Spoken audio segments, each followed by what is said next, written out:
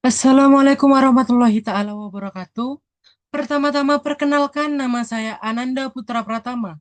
Saya adalah mahasiswa dari program Teknologi Informasi Fakultas Vokasi Universitas Brawijaya. Pada kesempatan kali ini saya akan sedikit menjelaskan terkait tentang cross-site scripting atau sering disebut dengan serangan XSS.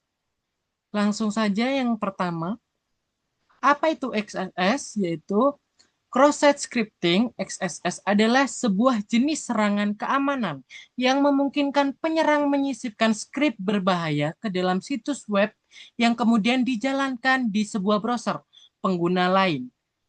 Tujuan utamanya biasanya yang pertama yaitu mencuri sebuah data sensitif seperti cookies atau token sesi, melakukan phishing atau manipulasi tampilan halaman yang telah dibuat oleh pengguna atau korban. Selanjutnya, apa tujuan dari serangan XSS itu sendiri? Yaitu yang pertama, mencuri cookies season token. Yang kedua, melakukan redirect ke situs phishing. Yang ketiga, menyisipkan sebuah konten palsu atau konten berbahaya. Yang terakhir adalah mengeksekusi aksi atas nama korban atau pengguna yang telah membuat halaman web, misalnya dengan mengirimkan form phishing, mengubah pengaturan akun yang sebelumnya sudah disetting oleh korban menjadi lebih baik. Yang selanjutnya, jenis-jenis serangan XSS ada 3 macam. Yang pertama, reflected XS, yang dimana skrip berbahaya disisipkan dalam permintaan atau sebuah request dan langsung dipantulkan dalam respon servant tanpa disanitasi terlebih dahulu atau divalidasi terlebih dahulu. Yang kedua adalah storage XSS, yang dimana skrip berbahaya disimpan secara permanen di server yang telah dibuat oleh korban, misalnya di sebuah database dan ditampilkan kepada pengguna setiap kali halaman dimuat. Jadi nantinya skrip berbahaya ini akan disimpan kepada database yang telah dibuat oleh korban. Lalu dimunculkan kepada tampilan yang akan dilihat oleh pengguna. Yang terakhir ada DOM-based XSS, yang dimana terjadinya ketika memanipulasi sebuah DOM di sisi klien memungkinkan injeksi skrip berbahaya tanpa melibatkan sebuah server. Yang selanjutnya, bagaimana XSS itu terjadi?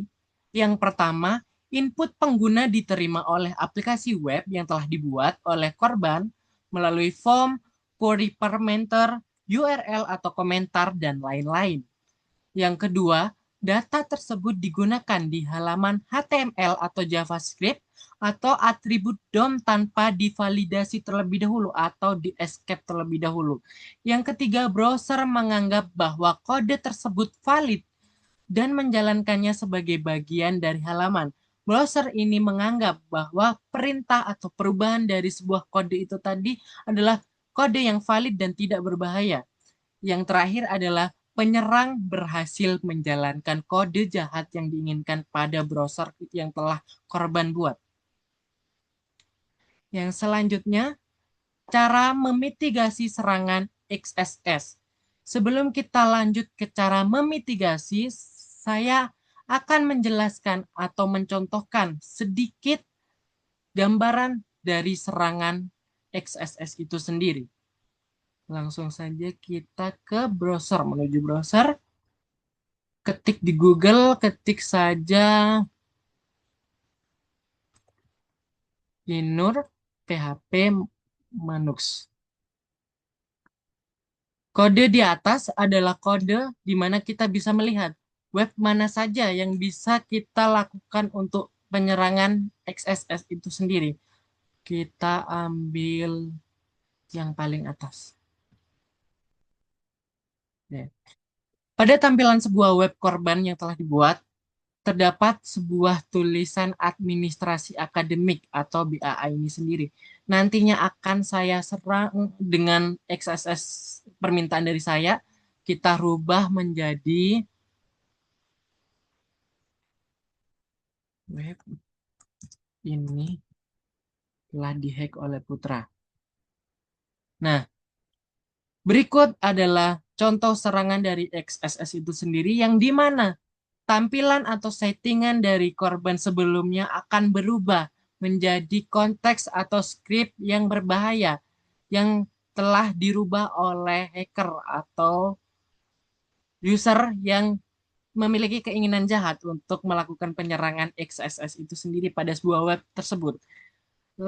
Selanjutnya contoh yang berikutnya kita ketik inur lagi tapi yang berbeda yaitu gen confirm php earthno. Nah, kita ambil paling atas juga. Nah, di sini belum terdapat keanehan atau skrip yang berubah. Setelah saya rubah nantinya akan berubah menjadi sesuai dengan skrip yang saya tulis. Langsung saja kita rubah. Web ini dihack. Dihack Putra. By Putra. Nah, web berubah menjadi tampilannya seperti ini. Web ini dihack oleh Putra atau by Putra. Berikut adalah contoh serangan dari XSS itu sendiri. Lalu kita lanjut ke materi yang dimana cara memitigasi XSS itu sendiri. Yang pertama, escape atau output. Escape output, penyediaan output. Ini adalah langkah paling dasar dan krusial dalam mencegah XSS. Semua data yang berasal dari pengguna harus di-escape sebelum ditampilkan di halaman HTML, terutama di dalam elemen HTML, atribut, atau dalam script. Tujuannya dari escape sendiri adalah agar karakter-karakter khusus seperti kurung dan tanda dan tidak ditafsirkan sebagai bagian dari HTML atau JavaScript oleh browser. Selanjutnya yang kedua, validasi dan sanitasi input. Validasi bertujuan untuk memastikan bahwa hanya input yang diharapkan yang diterima aplikasi. Sedangkan sanitasi membersihkan input dari konten berbahaya atau sebuah phishing. Yang ketiga yaitu gunakan Content Security Polish atau CSP.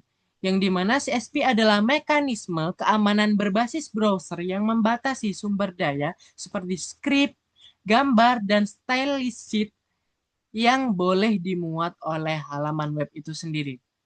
Yang terakhir adalah gunakan framework yang aman.